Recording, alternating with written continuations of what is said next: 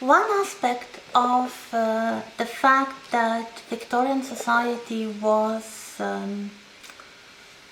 the society in progress, and there were many people who improved their social position compared with their families of origin, was a great popularity of all kinds of manuals, all kinds of books of advice on how to behave, how to socialize, how to obey very complex rules of social etiquette and politeness, and also how to run a household. And here is my copy. This is not a true Victorian copy, but this book never really went out of print.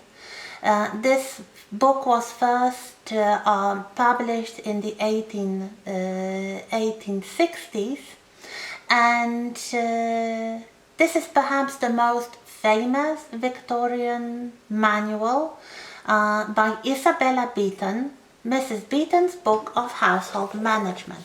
She was one of those lucky women who worked. She worked together with her husband, who was an editor of a popular magazine called English Woman's Domestic Magazine, and she ran a column there for many years. Well, not many years, she didn't live that long. We'll talk about it in a little moment. And she used this experience to publish this huge, as you can see, book, more than 1,000 pages long. Much of this book is the cookery recipes, but also the practical advice on running the household, so on cleaning and employing servants and setting up menus and giving dinner parties and even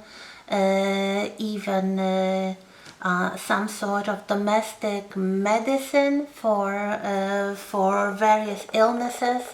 Of course, not perhaps very serious illnesses, but that was a constant problem in the Victorian households, and the state of medical knowledge was, as you may expect, not very good. Mrs. Beeton is a very interesting character in her own right. You might want to Google her. I remember seeing a biopic about her, so if you'd like to know more, try to find that biopic perhaps. She came from a very large family. She had, I don't remember the exact number, but something like 20 brothers and sisters, and she was either the oldest or one of the oldest in the family. Her mother married twice, and she had lots of children with her first husband, and then when she remarried she had another brood of children with her second husband. There were so many children in this family that basically the household had to be split because they wouldn't fit in one home, and Isabella, when she was still a fairly young teenager, she had to manage the household for her younger brothers and sisters. And then she married Mr. Beeton and moved to work with him on the magazine. As I mentioned already, she didn't live very long. If I remember, she died even before her 30th birthday. And still she managed to publish this book, which established her position like for 100 years or more. This book is, as I said, still popular. In the Victorian period, this was one of the most popular wedding presents for brides.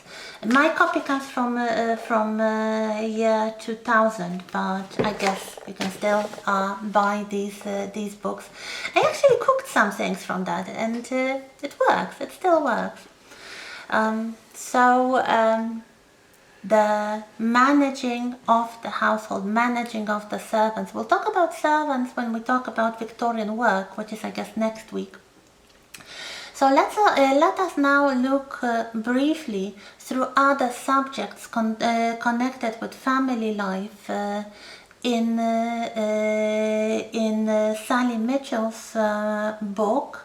So in the subchapter called Social Rituals, she talks about the rules of etiquette, the rules of politeness, something that you might sometimes find in books like Mrs. Beeton's, or there were very many similar books with the advice to the socially mobile and socially ambitious people. So for example, how to name people, the rules of naming, how do you address a person who is your social equal, how do you address your subordinates, and how do you address your social inferiors. There were very strict rules for that, and if you did not know them, it was a good proof you were not a respectable member of the society. One thing that you may encounter in let's say costume films, and something that modern Polish viewers sometimes find surprising, if not slightly shocking, is the great prevalence of men using surnames as form of address, or even women using surnames as forms of address. In the Polish, let's say, social customs, it's not polite. You wouldn't really call someone, especially someone you didn't know very well, by their surname, by their last name. You wouldn't call somebody Brown if his name was, let's say, Peter Brown. You'd call him Peter or Mr. Brown, but not Brown.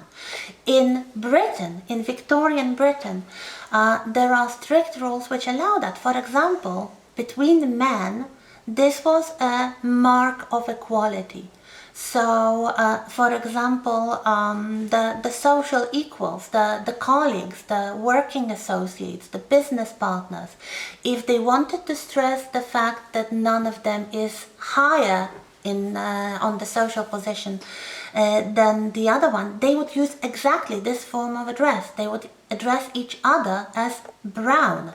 Also, in the households, masters would address only the most senior servants as a mark of respect by using the last names only. So if your employer addressed you as Peter, this was condescending. If he addressed you as Brown, this meant you were high up, you were perhaps his personal valet or a butler. So your position within the household was almost, of course not entirely, but almost equal to a gentleman. Of course, the other servants have to be more polite and they have to address you as Mr. Brown, because if you address somebody as Mr. Brown, this meant you were his inferior and you showed your respect in such a way. But the same with women. Have any of you watched Downton Abbey? There is a very, very complex rules of addressing between the family and the servants. And for example, when one of the housemaids gets promoted to the lady's personal maid, she stops being called by her first name, by the lady, and starts being called by her last name. And this is the mark of respect and not the otherwise. So there we have it. If you want more, there is a whole subchapter on that. Another thing is paying calls and leaving cards.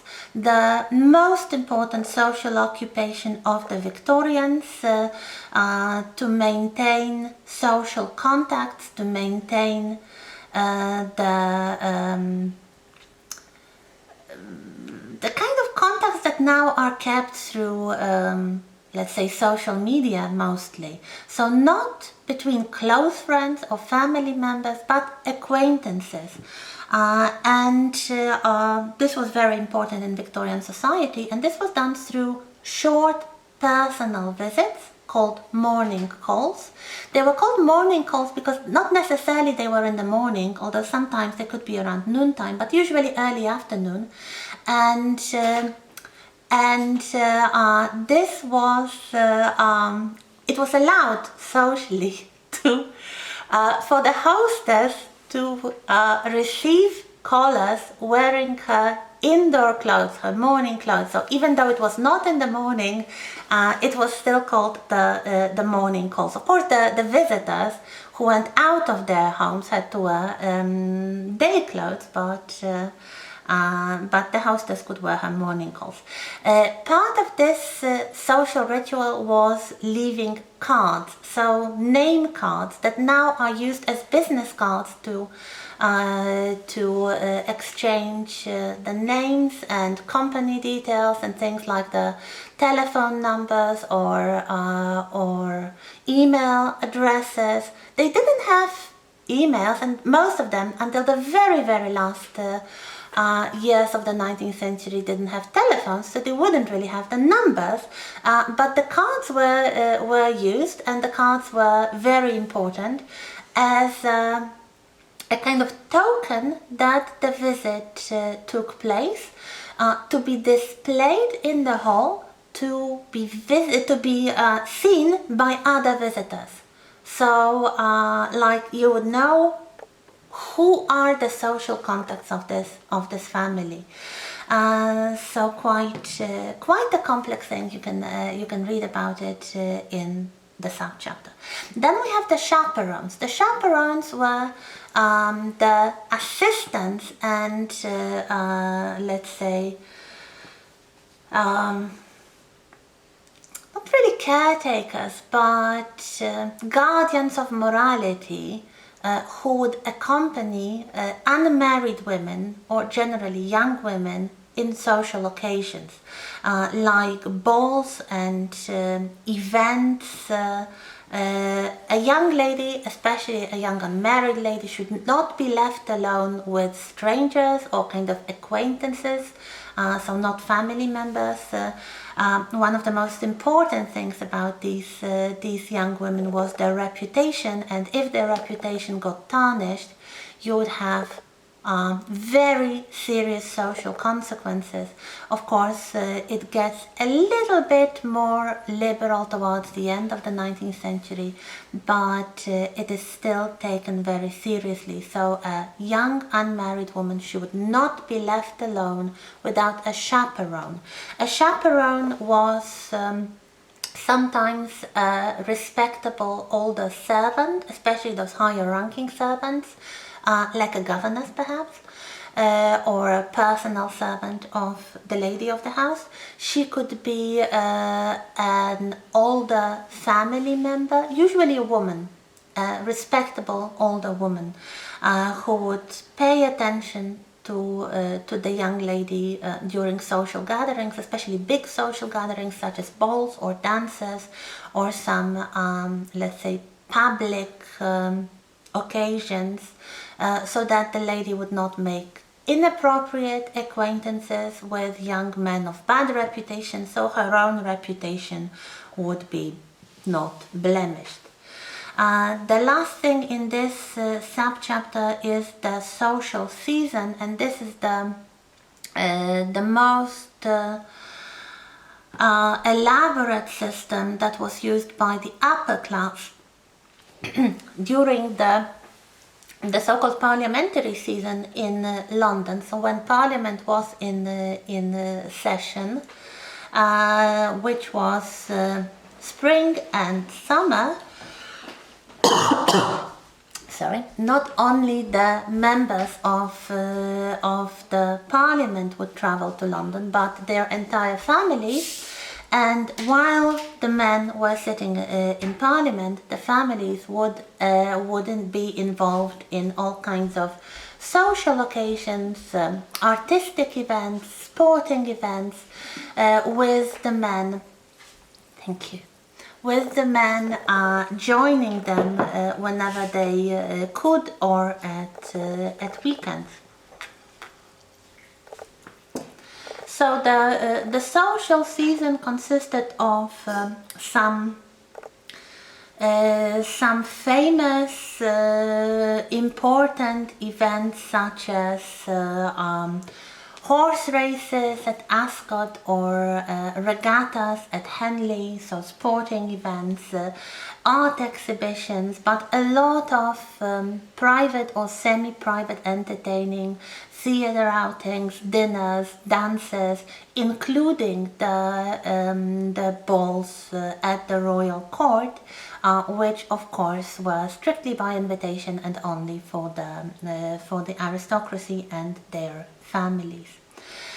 Next thing are the rites of passage, so the rules connecting important turning points in the lives of the Victorians, such as courtship, weddings, and funerals. And if you want to know more, I strongly encourage you to read through this chapter, just to tell you a few things that you might find interesting, or especially strange for the modern audience. First of all, funerals were much more important than weddings, and if you were very poor, if you were, let's say, poor working class person, you might not be able to afford a wedding, especially a big wedding with any kind of special meal or any kind of special clothes, or let's say the honeymoon, which was very popular among the upper and middle classes, but you would definitely have to afford a proper funeral. There were savings banks organized by the workers who would save the money in case they needed to spend it on a funeral, and also the special clothes for the mourners, so for the people who lost a relative, and they needed to show their respects to the dead by wearing special clothes. These were mostly black clothes, and if you look at later images of Queen Victoria, this is what she was wearing after Prince Albert died. This wasn't only for the rich, this wasn't only for funerals themselves, and after the funeral you change into your more or less regular clothes. No, you would wear those special clothes for a prescribed number of months, or sometimes even years. It was the strictest for widows, so at least 1 year in the strictest mourning, then another year in half mourning, sometimes longer. Some widows, like Queen Victoria, never wore any other clothes again and continued wearing mourning clothes for the rest of their lives. In case of Victoria, it was 40 years. So this was something very important. Speaking about weddings, most weddings until the very last years of the 19th century were conducted in the morning and before noontime. This was a regulation made by the Church of England. The idea behind it was to make sure that the wedding was celebrated before the pubs opened, and they usually opened around noontime, so that the bride and groom, and especially the groom, would be sober. So this was an old tradition that you had weddings in the late morning or around noontime, so you wouldn't have a wedding dinner as a celebratory meal. You would have a wedding breakfast. Of course, the amount of money you could spend on your wedding was different, and the style of the wedding depended on that. Also, the clothes worn by the bride. White weddings were becoming more and more popular, and those who could afford to have an extra dress used only for this occasion, of course did it, but you could just as well be married in a light-colored, fashionable or neat day dress of your choice. This was quite popular, especially among slightly poorer people, so lower middle class and the working class, if they could afford a wedding at all. You could do that, as well as all other, let's say, accessories connected with weddings. Now they start in the 19th century, things like the veil and the flowers and throwing the bouquet and all those traditions. You might want to research that for your essay, perhaps. This is quite interesting, but it all depends on social class and the wealth of the family. As far as courtship goes, I already mentioned that people are supposed to choose their future spouses, but to choose them well. Some things that are different from today's most popular forms of courtship are that, of course, almost all courtship in the 19th century was conducted in the presence of other people or through letters, through correspondence. Young people were very rarely left alone, and they were practically never left alone before the formal engagement. How did people find their future spouses? There were basically two ways of doing that.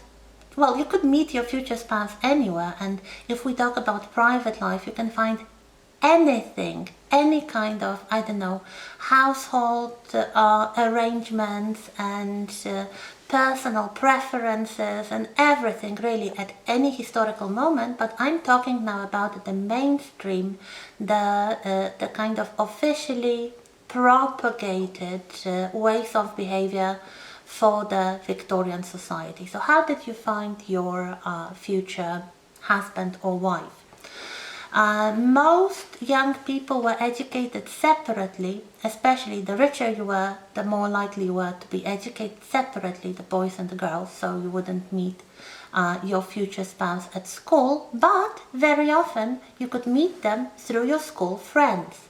In the 19th century, the predominant understanding of friendship was that when you made a friend, for example at school or at work, you would very often be introduced to their family, and if the wealth allowed, you could visit them, sometimes for holidays, for a couple of days or sometimes even weeks, in their country estates. If you were rich, you could just go for holidays to visit your friends, or invite your friends over to your residence if you had one. So they would meet your families, your sisters and cousins, and basically if you had a friend in Victorian England, you would very quickly become the friend of the family. So this was one way of meeting a future spouse. The other way was through extended families. So cousins, second cousins, third cousins, all those very complicated relations among extended families. And if you noticed, Victorian families tended to be large, so you would have a lot of cousins. Your parents would have a lot of brothers and sisters usually, who would have a lot of children of their own, and in every generation it would be very similar. So sometimes people, quite often, they didn't even know everybody in their extended family, or they met for big occasions like family weddings or some important anniversaries or funerals or something like that. Then you could meet somebody appropriate and fall in love and get married eventually. It was nothing shocking if you even got married to your first cousin. Queen Victoria and Prince Albert were first cousins, so their parents were brother and sister.